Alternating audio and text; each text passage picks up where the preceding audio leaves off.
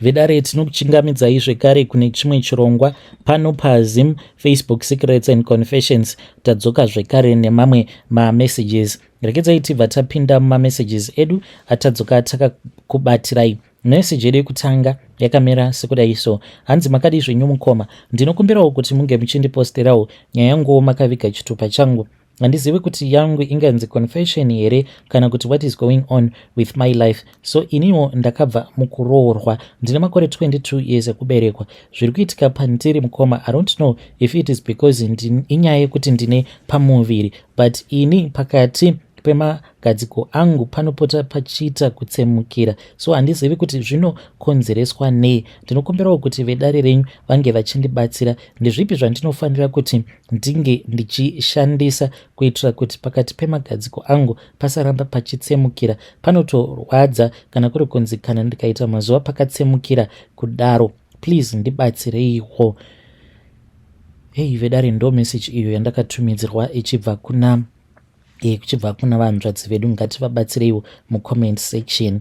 Regedzai tibva taenda panyedu inotevera. Nyedu inotevera yakamira sekudai so. Hanzi hello mukoma Nashi, ndinokumbirawo kuti munge muchizondiisirawo nyaya yangu. Ndiri mukadzi ari kuma30 ikoko. Ndine munhu wandinofambidzana naye.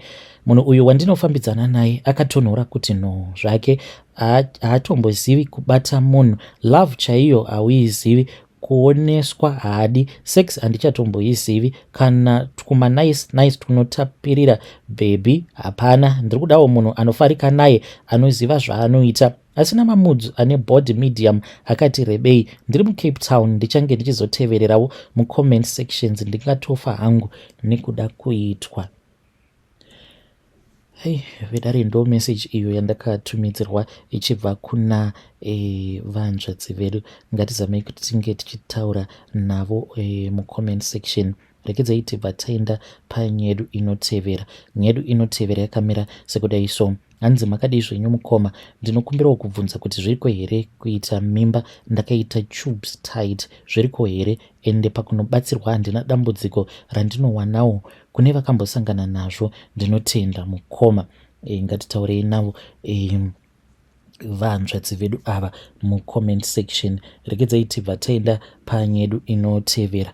Nyedu inotevera yakamira sekudai so. Hanzi makasimba here mukoma Nashi. Ndinoda kutanga nekuti thank you for this platform you have provided for people. Ndinoona mavideos enyu on a daily basis and ndinodzidza zvakawanda. Inini ndiri mwana akasiyiwa baba nababa ndichiri mudiki, ndikarerwa nehama.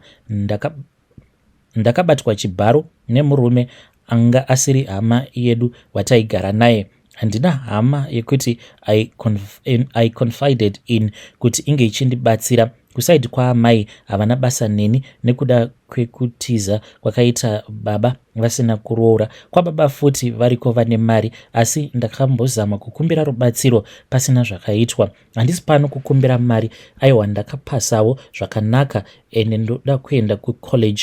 Ndauyawo kuzokumbira muri yeZimbabwe inge ichindibatsirawo nebasa. Ndoda kusevha mari kusvika pakukwanisa kuita ecourse. Ndaimboshanda zvepamba but vanhu vacho vakati mari yava kunetsa and then they decided to let me go. I can do anything from my extra lessons, kuwacha, kubika. I am good at it. Kucleana imba kana caring for vana or the elderly. Ndinoziva futi macomputers zvekuti ndakatomboshanda a remote job online but ranga riri pa 3 months contract rikapera. I am begging anyone anozivawo kune basa anokwanisa kundipawo a referral. Kunyange munhu wacho achida commission for helping me with a job, ndinobhadhara zvangu. Ngati taurei naye mwanasikana uyu mucomment section. Kune avo vanenge vachida kumubatsira mwanasikana uyu, you can come to my inbox. Tobva taona kuti mwanasikana uyu angabatsirikana sei. Rekedzai tibva taenda panyedu inotevera. Nyedu inotevera yakamira sekudai so. Hanzi makadi zvenyu mukoma Nashi, ndinokumbirawo kuti munge muchindiposterawo nyaya yangu as hidden identity. Inzwaiwo nyaya yangu yekurombeswa kwandakaitwa nemumwe muprofita akauya achiti anoda kupinga musha wangu. Ndiri murume ane makore 41 ekuberekwa. Ndinogarawo muno muSouth Africa. Ndigere kuno kuCape Town. saka pane madzibaba vaipota vachitishandira kubva titange kuvaka imba yedu kustendi kwedu kuStone Ridge uko. Ngomanashe project yedu yakafamba zvakanaka tichibatsirwa namadzibaba ava. Saka tapedza kuvaka imba, madzibaba vakabva vati pamusha penyu panoda kuitwa munamato. It was last year muna December. Munamato waida kuitwa, munamato wainge uchida kuitwa wainge uri wekuda kupinga musha zvekuti zvainzi painge pari paplayground revaRoy. Saka takaenda kumusha nemuprofita uya. Tisati tasvika pamba pedu, muprofita akati tinofanira kutanga taenda kugomo rekumusha kwavo kuChiweshe tonorarako kugomo kuya tobva tazoburuka makuseni ndiko kwainge kuine munamato wekupingisa musha. Mukoma, inini nemhuri yangu handina kuramba nekuti ndainge ndichivimba naye muprofita uyu. Tasvika kuChiweshe takakwira gomo mukoma, takaita 1 night tirimo, takazoburuka kwava kuedza. Muprofita uyu ndipo paakaburuka aine hoko dzemuti unonzi mupinga. Hoko idzi dzainge dziri 4. Akasvika akacherera pamba pangu 4 corners, asi akazviita midnight. Ndiyo nguva dzaainge achiti ainge audzwa nengirozi. Achingopedza usiku ihwohwo haana kurara muprofita uyu, akabva adzokera hake kumusha kwavo. Pamba pari kuitika mashura, tinonzwa masounds kunge panze pari kufambwa. Patinomuka makuseni tinoona kuti pari kuratidza kuti panenge pafamba nyoka hombe. Vedare ndiyo situation iripo pamba pangu right now. Pakaitwa munamato, but munamato wacho wava kutosimudza mhepo. Saka ndinodawo help vedare kuti ndowana kupi muprofita anogona kundijekesera zvinhu izvi zvisati zvaberekana, nekuti pamba pari kutyisa apa. Ndainge ndatopedzawo kuvaka. Please ngatizame kuti tinge tichitaura naye Haidi uyu mucomment section. Zvakangoma hazvo vedu we.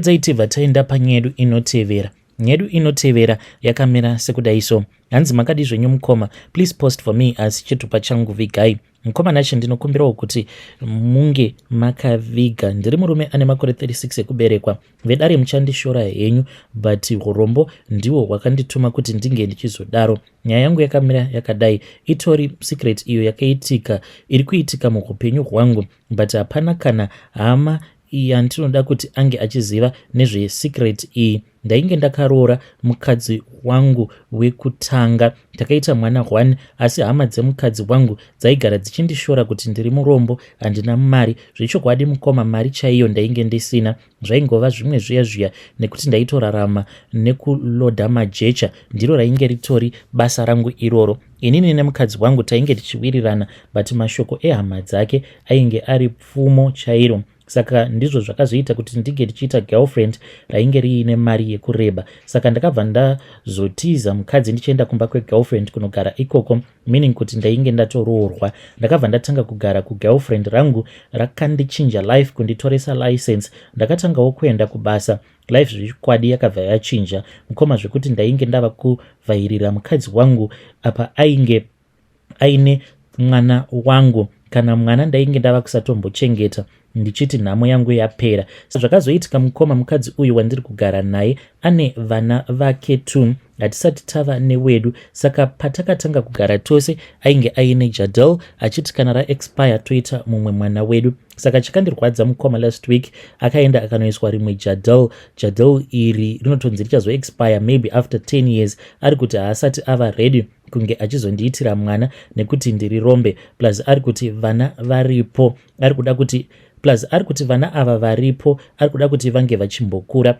Saka inini ndakamubvunza kuti pa10 years tinenge takura apa tisina kana mwana wedu. Akabva anditi ko varipo havasi vana here. Mukoma kuti ndige ndichibuda kuenda kugirlfriend zvinonetsa, nekuti akatondivimbisa kuti ndikangoziva kuti une girlfriend pangu newe papera. Mukoma, ndinobva ndadzokera muzero, nekuti kubasa kwandinoenda ndinotoshandirawo kambani yake. Vedare ndava kugara ndiri mumazistress nekuti nhamo yekushayiwa mari iri nani pane kuitwa emotional abuse. Vedare ndava kufunga kuzviuraya nekuti handione reason yekunge ndiri panyika ini. Vedare ndo message iyo yandakatumidzirwa ichibva kuna mukoma vedu avo. Please ngatizamei kuti tinge tichitaura navo mukoma vedu ava mucomment section. Strange things indeed they do happen in this world. Regedzai tibva taenda panyedu inotevera. Nyedu inotevera yakamira sekudai so. Hanzi makadi zvenyu mukoma, ndinokumbirawo kuti munge muchindipostera nyaya yangu makaviga chitupa changu. Nokukura kwangu ndine chidzidzo icho chandakadzidza maererano nekuti pamba penyu kana kuri kunzi munenge muine mwana uyo wamunenge muchichengeta, mwana iye ari wehama yenyu uyo anenge achinyanyisa kutambura mumhuri kudarika vamwe vose. Hamufaniri kuti munge muchiita zvinhu zvenyu vana venyu vakateerera. Inzwaiwo zvandainge ndichiita umwe mwana waamainini. Saka amainini vangu ava vainge vari munhu wekuti vaingopembera nenyika yose yeZimbabwe vachingoti pano vagara apo vagara, pano vagara apo vagara. Saka vakabva vazounza umwe mwana wavo. Already mwana wavo uyu ainge aine musikanzwa, but munongozivawo kuti imwe misikanzwa inenge iri misikanzwa yevana, but nekuda kweizvo zvainge zvichitaurwa nevabereki, because mwana uyu vaiti kana vakamutuka zvezvo zvokutiwo mwana anenge achidya, waibvaona mwana ava kutukwa. Isuwo tainge tisati tava mature at that time, taibva taona sekunge zvose zvainge zvichitaurwa nevabereki vedu zvainge zvitori zvechokwadi, vachimushaudha vachiita sei, vachiti unokara uyu. Apa amai vacho havana kana senti ravari kumbounza panapa kuti tinge tichitenga chikafu. Mwana uyu tikabva tazotanga kumushungurudza, but ndingangoti inini ndini ndainyanyisa kumushungurudza.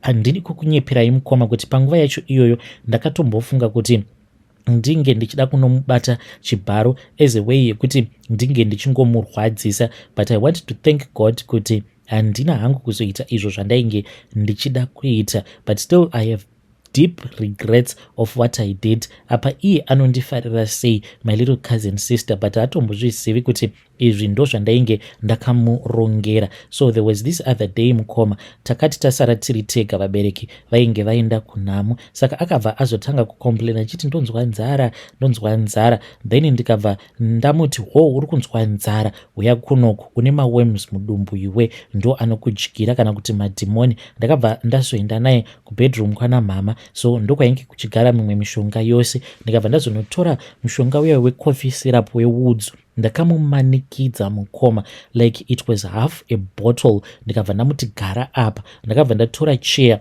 ndokubva ndamugadzika pachair, ndakarara pamubhedha, ndakamubatira bhandi ndichimuti kana ukangoregedza kunwa chete unoona zvandichakuita, ndida kukurova kusvika zimai rako rauya kuzokutora. Mwana uyu mukoma akatanga achanwa wudzu iya yakudzamara, ava kuita kubvunda achiita kudedera achingonwa mukoma chihafu chebhodhoro. Mwana uyu akati apedza kudaro ndokubva atanga kurutsa, and ndoda kungotenda Mwari because I think kuti kurutsa kwaakaita ikoko kwakabva kwazomubatsiridza kuti ange achiburitsa at least cough syrup yakati one day, but akabva azotanga kurwara. Akarwara mukoma kuzonosvika vabereki vangu vachizodzoka, mwana uyu ainge asitomborina kana power, achingodedera chete. Iniwo kuti ndinge ndichienda kunoudza vavakidzani ndainge ndotya manje kuti mwana uyu kana akafa zvinobva zvazonzi inini ndini ndamuuraya.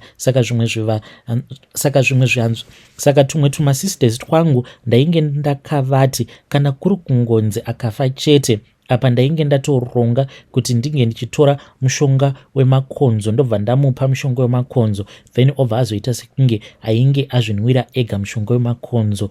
All of this it was because vabereki vangu vaiva vanhu vaya vekuti vainge vakavenga amainini. Saka my point is, kana kuri kunzi munenge muine vana avo vamunenge mugere navo pamba, zvimwe zvinhu zvamunenge muchitaura, please ndapota vabereki taurirai kubedroom, because isusu mukoma Nashe zvimwe zvinhu zvatainzwa zvichitaurwa nevabereki vedu, ende dzimwe nguva vabereki vedu zvavaitoita ndezvekudai vaikutokwanisa kutoti ipo paya kana pauya vaenzi, especially vaenzi vaya vanenge vari venhamo vanenge vakasauka vaya, dzimwe nguva taitonzi endai munoviga chikafu, vabereki vatori busy vachitotaura nehama dzavo, then tobva tanoviga chikafu chiya, then taibva tazonzi chiuyai munge muchitaura kuti hamuna mafuta. Kana tazotaura kuti hamuna mafuta kudaro, baba kana kuti amai vaizoti kunze manje kwasviba, tichazotozviona mangwana. Saka vaizotosarudza kutoti vaenzi vaya vange vachidya muriwo munjonjo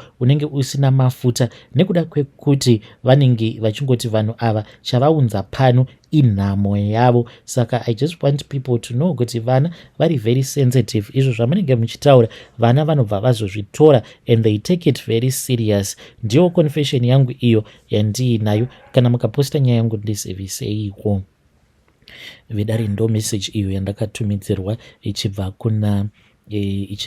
kuna mukoma vedu. Ngatizamei kuti tinge tichitaura navo mukoma vedu ava mucomment section. Rekedzai tibva taenda panyaya yedu inotevera. Nyaya yedu inotevera yakamira sekudai so. Hanzi makadi zvenyu mukoma, ndinokumbirawo kuti munge muchindiposterawo nyaya yanguwo makaviga chitupa changu. Ndichiuya pano ndodawo kuti ndinge ndichimbonyatsokubvunza kuti kana ukanzi watora mafuta aya elaki zvinenge zvichireva kuti watoromba here, kana kuti mafuta elaki unokwanisa kutongomashandisawo, because vazhinji vedu tinokwanisa kungopiwa like mafuta ungonzi mafuta awa unongopota uchimazorawo, unongomasanganisawo upota uchimazora. Saka ndokuromba kwacho here? I know kuti vamwe vanhu vachati isusu tiri maKristu, but ndichitoya panapa ndodawo kutobvunzawo because zvinhu izvi zviri kuitika. Unokwanisa kungotiwo mukufamba waendawo pamuprofita uchitsvakawo kuti unge uchiitawo laki kana rebasa, then wobva ungonzi mafuta awa